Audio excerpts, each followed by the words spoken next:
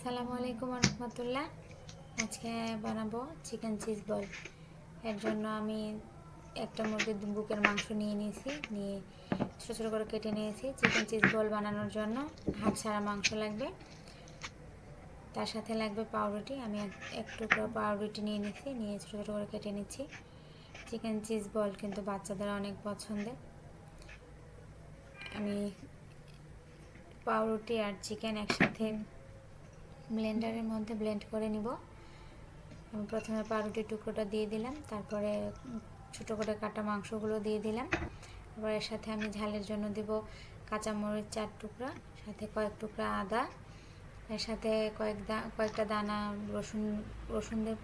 তার সাথে আমি গোলমরিচ গুঁড়ো দেব, আর ভিনেগার দিচ্ছি আমি 1 চা চামচের মতো। এখানে আপনারা লেবুর রস দিতে পারেন 2 চা চামচ, সাথে স্বাদ মতো লবণ দিয়ে আমি সুন্দর করে ব্লেন্ড করে নিয়ে নিয়েছি। ব্লেন্ড করে আমি একটা বলের মধ্যে নিয়ে নিব।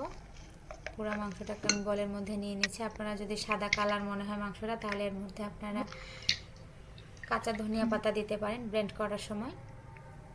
আমি আরেকটা ছোট একটা বাটির মধ্যে 2টো ডিম নিয়ে নিয়েছি। এর সাথে আমি কর্নফ্লাওয়ার নিয়ে নিয়েছি, গোলমরিচ গুঁড়া, লবণ দিয়ে ভালো করে নাড়বো, যাতে এটা কর্নফ্লাওয়ারটা দলা দলা না হয়ে থাকে। আমার সুন্দর করে মেশানো হয়ে গেছে, আমি এটা এক সাইডে রেখে দিচ্ছি। দিয়ে এখন বলের ভিতরে দেওয়ার জন্য আমি চিজ ছোটো ছোটো টুকরো করে কেটে নিব। এখানে গ্রেট করেও দেওয়া যায়। আমি টুকরো টুকরো করে কেটে নিচ্ছি। নিয়ে এখন আমি বল বানাবো। আমি আমার হাতে 2 তালুর মধ্যে সাদা তেল নিয়ে নিয়েছি, নিয়ে ব্লেন্ড করা মাংস নিয়েছি, তার মাঝখানে এক টুকরো চিজ দিয়ে ছোট ছোট বলের মতো করে আমি নিব। আর আগে থেকেই ফেটানো কর্নফ্লাওয়ার ডিমের মধ্যে দিয়ে সুন্দর তার উঠিয়ে আমি টোস্টের গুঁড়ার মধ্যে মাখায় নিব, যাতে এটা মচমচে ক্রিস্পি হয় খেতে। আমি এভাবে সবগুলো বল বানিয়ে নিব। এই যে আমার সবগুলো বল বানানো হয়ে গেছে। আমি এখন এটা সাদা তেলে ভেজে নেব।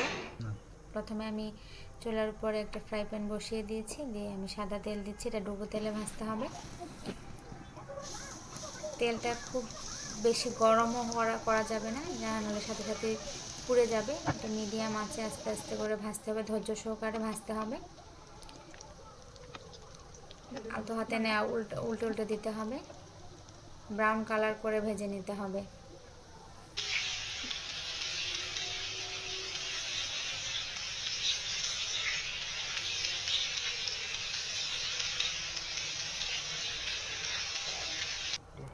এই যে হয়ে গেছে আমার চিকেন চিজ বল।